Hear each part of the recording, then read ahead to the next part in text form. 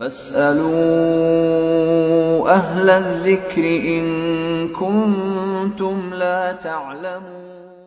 ایک صاحب نے یہ سوال کیا ہے کہ کالے کپڑے پہننا کیسا ہے؟ اس کا جواب یہ ہے کہ کالے رنگ کے کپڑے پہننا جائز ہے، بشرطے کہ کسی خاص رسم یا عقیدہ یا سوگ کی بنیاد پر نہ ہو۔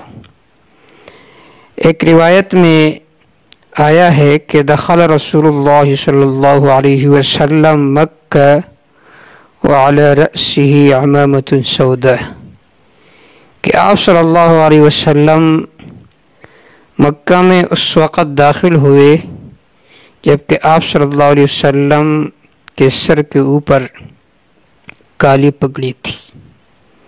اسی طرح عائشہ رضی اللہ تعالی عنہ فرماتی ہے کہ ایک صبح آپ صلی اللہ علیہ وسلم گھر سے نکلے، حالانکہ آپ صلی اللہ علیہ وسلم پر کالے رنگ کی چادر تھی۔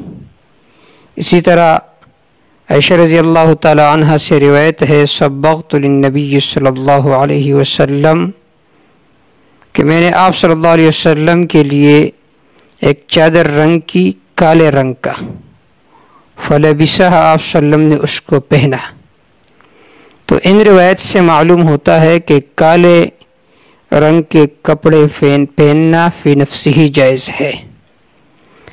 البتہ اگر کسی دور میں کالے رنگ کا لباس یہ اہل باطل کا شعار بن چکا ہو تو اس وقت بہتر یہ ہے کہ پورے کالے رنگ کا لباس نہ پہنا جائے، اس میں احتیاط کریں، خصوصاً جن دنوں میں شیعہ حضرات کالے لباس پہنتے ہیں تو اس وقت اس سے اجتناب کرنا چاہیے، کیونکہ یہ اہل باطل کا شعار بن چکا ہے، تاکہ ان کی مشابہت سے بچا جائے۔